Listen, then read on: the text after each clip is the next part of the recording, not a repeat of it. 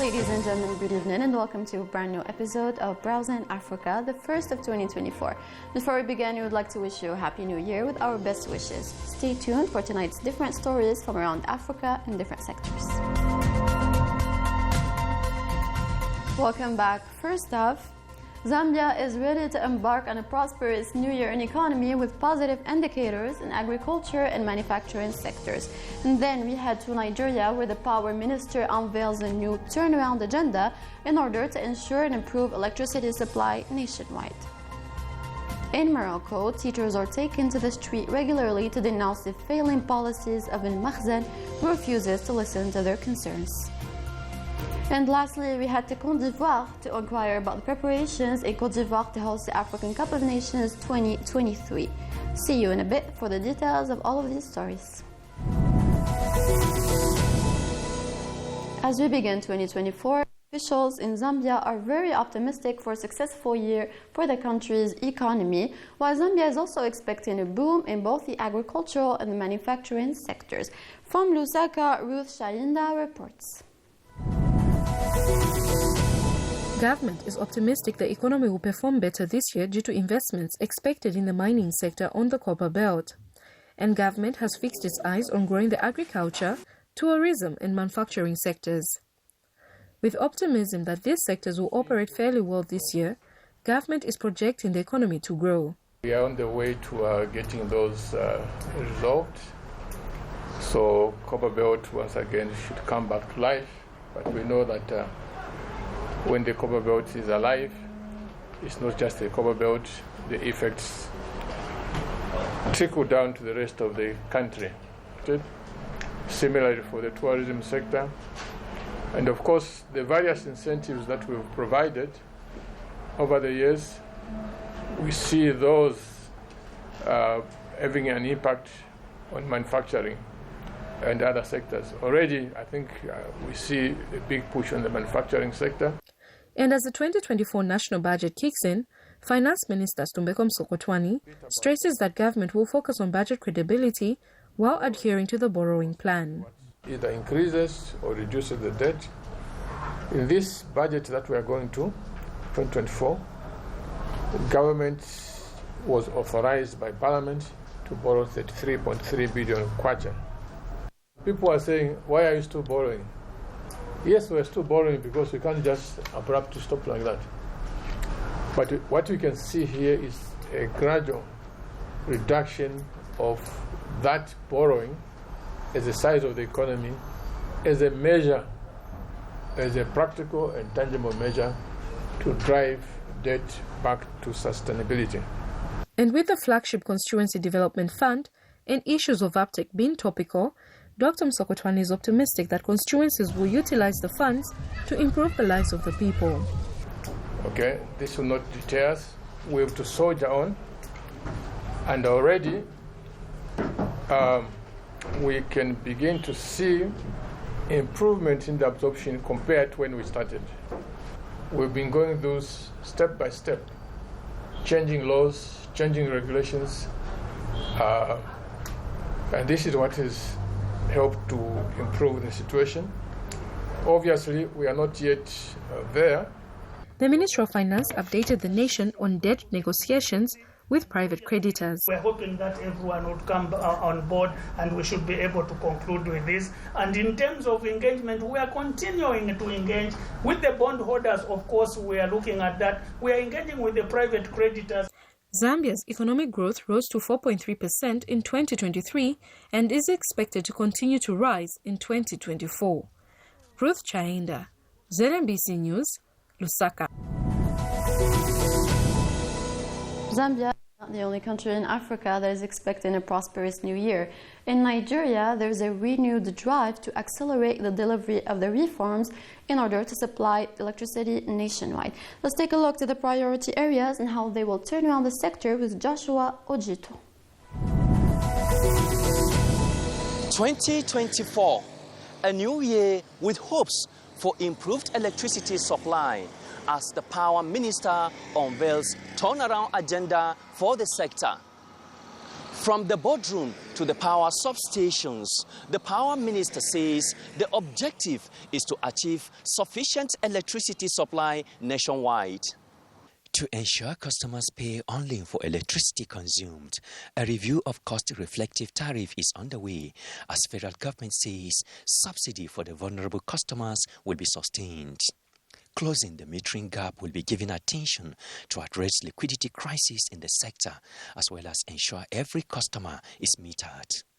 To strengthen transmission infrastructure, federal government is accelerating implementation of Presidential Power Initiative to speed up completion of Siemens project.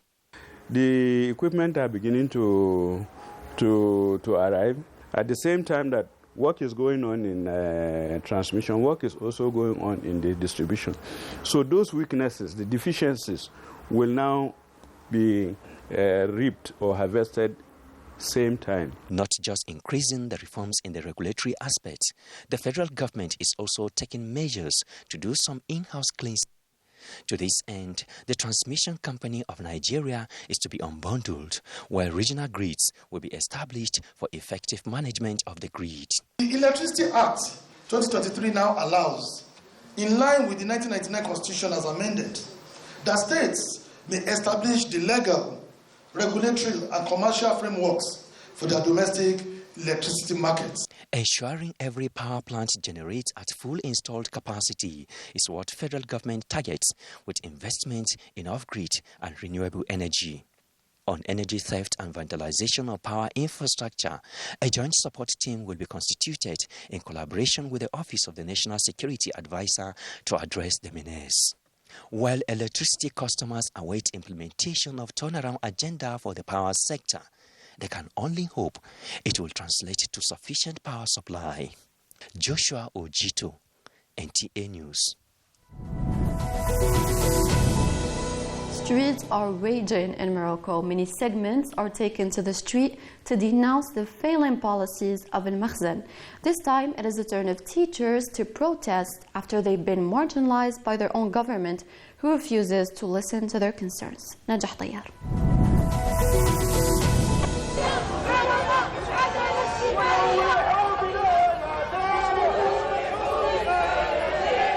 The streets of Morocco and for several days have been echoing thousands of teachers' voices demanding a fair reform of their status in the education sector.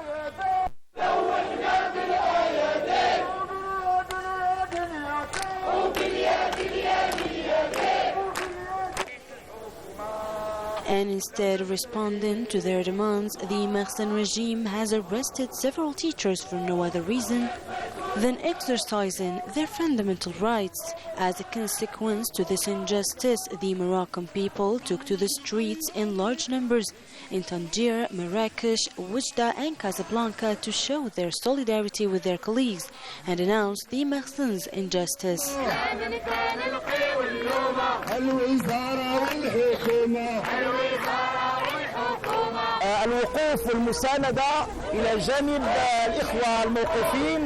We went out to show our solidarity with the teachers who got arrested. We have been very surprised by these unjust arrests in the last 3 days. Nobody expected such absurd and senseless decisions. The government is provoking the people, and unfortunately the complicity is obvious. The unions have abandoned the cause of education when they are supposed to defend it. The arrested teachers are innocent. We are only asking for our legitimate rights. Where are the officials? What is the government doing? I condemn the illegal detention of our colleagues. مفضوح مع خماسي النقابات التي باعت قضية التعليم هذا الشكل النضالي. We stand in solidarity with the teachers who have been arrested. They were just asking for their rights. It's not fair. They haven't broken any laws. As teachers, we work with dedication and respect. We're really shocked. We've all gone to show the government that we won't give up. Tomorrow we'll go out too, and we won't stop until justice is done. The Makhzen regime, as usual, shows no answer and ignores the people's voices. Nevertheless, the Moroccans' anger is not simmering down before they get heard and answered. After the African Cup of Nations 2023 was postponed in Côte d'Ivoire, the country lived up to the challenge.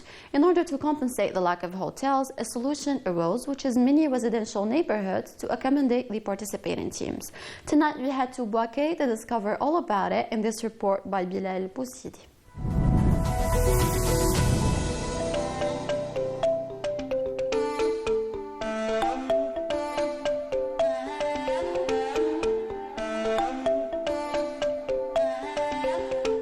Côte d'Ivoire lived up to the challenge.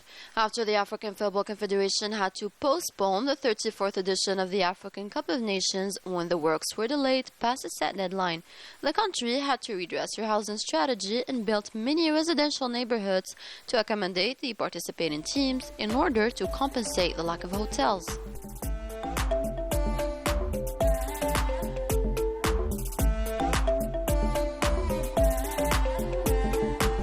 The Camp City in Bouaké is one of the suggested neighborhoods located 15 kilometers away from the center city.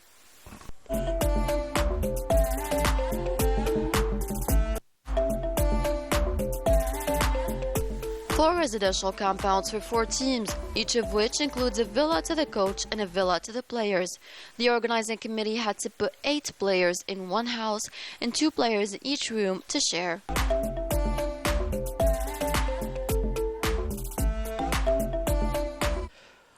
Given these information, the Algerian Football Federation decided to provide housing on its own, thus rejecting to stay with the teams of the 4th group.